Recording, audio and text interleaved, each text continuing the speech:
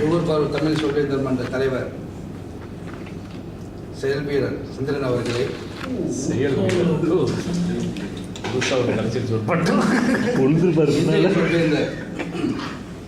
சொல்லின் செல்வர் வேலாயுதம் அவர்களை, என் உரையை மதிப்பீடு செய்வதற்காக நக்கீரர் போர் அமர்ந்திருக்கும் சொல்வேந்தர் கிருபன் அவர்களே, சக சொல்வேந்தர்களே, நண்பர்களே, அனைவருக்கும் வணக்கம்.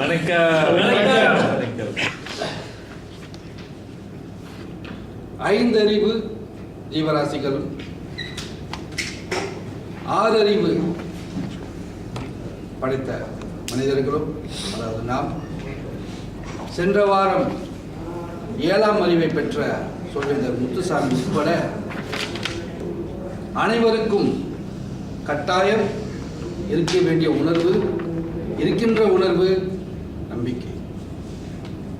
ஐந்தறிவு படைத்த விலங்குகள் தன் நம்பிக்கையை வேட்டையாடுவதிலும் தங்கள் இடத்தை தற்காத்துக் கொள்வதற்கும் பயன்படுத்துகின்றது. ஆனால் மனிதனும் தான் ஈடுபடும் அனைத்து காரியங்களிலும் நம்பிக்கை என்பதை மூலாதாரமாக வைத்து செயல்படுகிறார். காரணம், நம்பிக்கை இல்லையே வாழ்க்கையே இல்லை. நம்பிக்கை எப்படி வரும்? முதலில் நம்ப வேண்டும். நம்பினால்தான் நம்பிக்கை. இல்லையே வெறும் கை. வெறும் கைனா ஒன்றும் இல்லை. வெறும் கையில் முளம் போடுவது போல் ஒரு பழமொழி. வெறும் கை இன்னைக்கு பூரா முளம் போடலாம், ஒரு மொட்டு கிடைக்காது. ஆனால் அதே போல் வெறும் கையில் நம்பிக்கை இல்லாமல் எந்த ஒரு காரியத்தில் ஈடுபட்டாலும் அந்த காரியம் கண்டிப்பாக தோல்வியில் தான் முடியும்.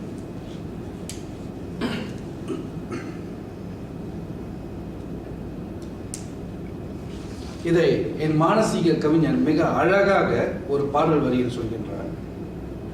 நம்பிக்கைதான் விளக்கு இரு கண்ணில் இருந்த நமக்கு, யானையின் பலமிதிலே தும்பிக்கையிலே, மனிதனின் பலமிதிலே நம்பிக்கையிலே.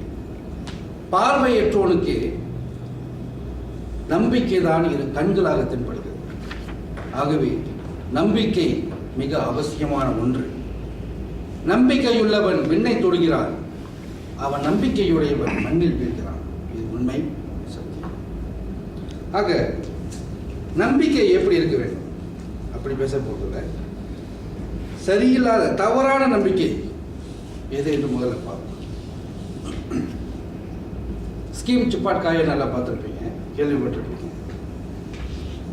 குறுகிய கால பணக்கார திட்டம் தமிழகம். ரமேஷ் 5000 வெள்ளி போட்டு 2000 வெள்ளி சம்பாதிச்சிருக்காரு. சுரேஷ் இன்னொரு 5000 போட்டு 2000 வெள்ளி சம்பாதிச்சிருக்காரு. எப்போதுமே ராமசாமி முனுசாமி எடுத்து ரொம்ப எல்லாத்தையும் பிடிச்சி போன பேர். இப்போ ரமேஷ் சுரேஷ்னு வந்துட்டாங்க. இது 5 மாசமா சம்பாதிச்சிருக்கிறத குமார்ன்ற ஒருத்தர் வந்து 5 மாசமா பார்த்துக்கிட்டே இருக்காரு. இவங்க எப்படி சம்பாதிக்கிறாங்களா, கீழே விடுகிறாங்களான்ட்டு 5 மாசங்கள் சம்பாதிச்சு 6ஆவது மாசம் ரமேஷும் சுரேஷும் நொடிச்சு போயிட்டாங்க. இது குமாருக்கு தெரியாது. இவங்களுக்கு தெரியாம இவர் தனியாக போயிட்டு 5000 வெள்ளி சம்பாதிக்கிற இடத்துல நம்ம 50000 வெள்ளி போடுவிட்டு 6ஆவது மாசத்துல 50000 வெள்ளி போட்டு ஒரு காசும் வராது, நஷ்டம் அடைகிறார். இது என்ன அர்த்தம்னாக்கா, இது நம்பிக்கையின் ஒரு கூறு. அதாவது இருக்கக்கூடாத நம்பிக்கை குருட்டு நம்பிக்கை, தான் தோன்றித்தனமான நம்பிக்கை, கண்மூடித்தனமான நம்பிக்கை. இந்த நம்பிக்கை வந்து இவர் 50000 வெள்ளி போடுவதற்கு முன் இவரை கேட்டிருக்கலாம், அவரை கேட்டிருக்கலாம், விசாரிச்சிருக்கலாம். எங்கடா விசாரிச்சா இவரை காசே போட விட மாட்டாங்கிற எண்ணத்தில் விசாரிக்காமல் காசை கூட்டுத்தனமாக காசை போட்டு அந்த பணத்தை போட்டு தோல்வியில் சென்றடைகிறார். இன்னொரு விதமான நம்பிக்கை, இருக்கக்கூடாத நம்பிக்கை, அசட்டு நம்பிக்கை. இதற்கு உதாரணம் என்னையே ஏற்று. இந்த உரையை படைப்பதற்கு 4 வாரத்துக்கு முன்னே எனக்கு தெரியும். இருந்தும் தமிழ் ஆற்றல் ஓரளவுக்குள்ளது, தமிழ் பற்று இருக்கிறது.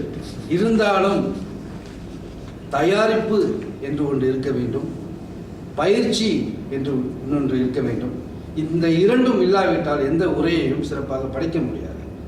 இது இல்லாமல் படைக்க முன் வந்திருக்கிறேன் என்றால் ஏனோ தானோ என்ற ஒரு எண்ணம் போக்கு, அலட்சியமான ஒரு போக்கு. இது அசட்டு நம்பிக்கை குறித்து தமிழ் தானே, அன்றாட பேசப்படும் மொழி தானே, இது எப்படி பேசிடலாம் என்ற ஒரு அசட்டுத்தனமான நம்பிக்கையில் வந்து பேசப்பட்டால் அந்த பேச்சு சிறப்பாக இருக்காது. ஆனால் இப்பொழுது பார்ப்போம், நம்பிக்கை எப்படி இருக்க வேண்டும்? நம்பிக்கை ஆணித்தரமாக இருக்க வேண்டும், திடகாத்திரமாக இருக்க வேண்டும், பலமாக இருக்க வேண்டும். இதற்கு என்ன செய்ய வேண்டும்? ஒரு காரியத்தில் ஈடுபடுவதற்கு முன் அறிந்தவர்களிடம் தெரிந்தவர்களிடமும் விசாரிக்க வேண்டும். பிறகு விசாரித்ததை அலசி பார்க்க வேண்டும். அந்த அலசி பார்த்த பிறகு இதில் நட்டமடையுமா லாபம் அடையுமா என்று ஒரு அட்டவணை மாதிரி போட்டு பார்க்க வேண்டும். சரியாகப்பட்ட பிறகுதான் அந்த காரியத்தை இறங்க வேண்டும். இந்த மாதிரி எவர் ஒருவர் தீவிரமாக விசாரித்து அதில் அந்த காரியத்தில் இறங்கினால் என்ன நடக்கும் என்று சிறப்பாக தீர விசாரித்து அறிந்து கொண்ட பிறகு அந்த காரியத்தில் ஈடுபடுவாரானால் வெற்றி நிச்சயம் என்று கூறி என்னுடைய உரையை முடித்துக் கொள்கிறேன்.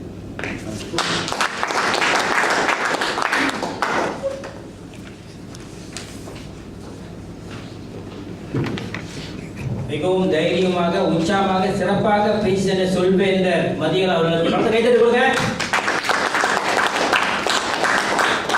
அவரை சாப்பிட்டு இப்பதான் செரிச்சிருக்கோம். இப்ப 2 ரொட்டி கூட சாப்பிடுவேன். ஆனா இல்ல என்ன பண்றது?